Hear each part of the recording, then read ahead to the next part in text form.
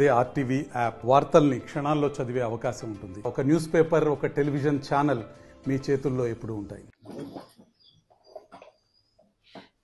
కాంగ్రెస్ ప్రభుత్వం వచ్చిన తర్వాత వాళ్ళు ఏమైనా కానీ ఒకవైపు కేసీఆర్ గారి హయాంలో చేసినటువంటి అభివృద్ధి మీద బురద జలాలను చూసిరు తప్ప, ఒకవైపు గోదావరి జలాలు కావచ్చు, ముఖ్యంగా మా నాగార్జున సాగర్ సంబంధించినటువంటి కృష్ణా జలాలు, ఒకవైపు ఆంధ్ర దోపిడీని దీన్ని అరికట్టడంలో పెద్ద ఎత్తున విఫలం చెందినాయి. ఇప్పటి వరకు కూడా అది కేఆర్ఎంబి వాళ్ళు హ్యాండ్ ఓవర్ చేసుకున్న తర్వాత ఇక్కడ స్థానికంగా ఉన్న ఎమ్మెల్యే కావచ్చు, మా ఇరిగేషన్ శాఖ మార్చులు కావచ్చు, ఒక్కసారి కూడా దాన్ని మా నాగార్జున సాగర్ డ్యామ్ని సందర్శించింది లేదు.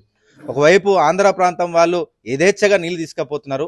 వాళ్ళకి కేటాయించిన టీఎంసీల కన్నా అత్యధికంగా వాళ్ళు నీళ్లు తీసుకెళ్ళినారు. దాన్ని మనం అరికట్టాలన్న ఆలోచన కూడా వాళ్ళకి లేదు.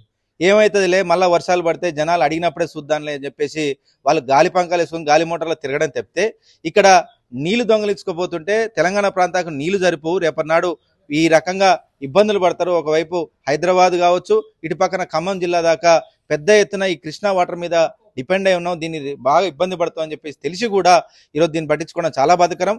అన్నిటికంటే ముఖ్యంగా ఈ ఆగస్టు నెలలోనే అది పూర్తిగా నిండిన తర్వాత ఈరోజు అది మొత్తంగా డెడ్ స్టోరేజ్కి వచ్చిందంటే ఏ విధంగా వీళ్ళ అసమర్థ ప్రభుత్వం దాన్ని పట్టించుకోలేదనేది కూడా ప్రజలు కూడా గమనిస్తున్నారు. గతంలో ఏ రోజు కూడా మేము పరిపాలించినటువంటి గత 10 సంవత్సరాలలో గడిచినటువంటి దాదాపు 10 కార్లు కూడా ఎప్పుడు కూడా ఇట్లాంటి ఇబ్బంది తలెత్తనీయకుండా, ముఖ్యంగా ఈ ఎండాకాలంలో కూడా పెద్ద ఎత్తున నీటి సరఫరా చేసినా ఇక్కడ స్థానిక ప్రజలు చూసినారు. కానీ ప్రస్తుత పరిస్థితులు కూడా చూసి చాలా నివ్వెరపోతున్నారు.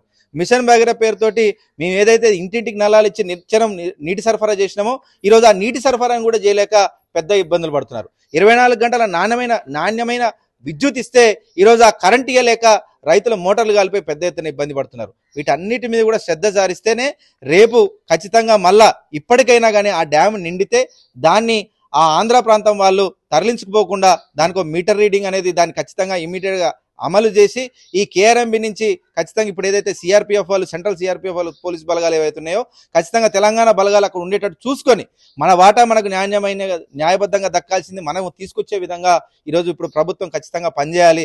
చిత్తశుద్ధితో పనిచేస్తేనే ఈ తెలంగాణ ప్రాంతం తెచ్చుకున్న తెలంగాణ బంగారు తెలంగాణ దిశగా పోయేటట్టుగా మొన్న కేసీఆర్ గారు చేస్తే ఈరోజు మళ్ళీ దాన్ని బూడిదల కలిపే ప్రయత్నంగా ఇప్పుడు ఉన్నటువంటి కాంగ్రెస్ ప్రభుత్వం చేస్తుంది. కాబట్టి ఇక్కడ ఉన్నటువంటి ఇరిగేషన్ శాఖ మంత్రితో సహా ముఖ్యమంత్రి గారు కలిసి ఖచ్చితంగా ఇమీడియట్గా దీని మీద రివ్యూ చేపట్టి మళ్ళా వచ్చేసారికైనా కానీ ఇట్లాంటి పరిస్థితి తలెత్తకుండా చూడాలని కూడా మీ అందరం నాగార్జున సాగర్ నియోజకవర్గం తరఫున ఈ నాగార్జున సాగర్ ప్రాంతం నుంచి మొత్తం ఖమ్మం దాకా ఒకవైపు హైదరాబాద్ ప్రాంతానికి కృష్ణా రివర్ బోర్డు సంబంధించినటువంటి కృష్ణా నీళ్లకు సంబంధించినటువంటి అవినీతి ఏదైతే జరుగుతున్నదో, అక్రమంగా తరలించకపోతున్నారో దీన్ని అరికట్టాలని చెప్పేసి కూడా మేము అందరం డిమాండ్ చేస్తున్నాం. మరిన్ని వీడియోస్ కోసం ఛానల్ ని సబ్స్క్రైబ్ చేయండి. లేటెస్ట్ అప్డేట్స్ కోసం వాట్సాప్ ఛానల్ ని ఫాలో చేయండి. అండ్ లింక్ డిస్క్రిప్షన్ లో ఉంది.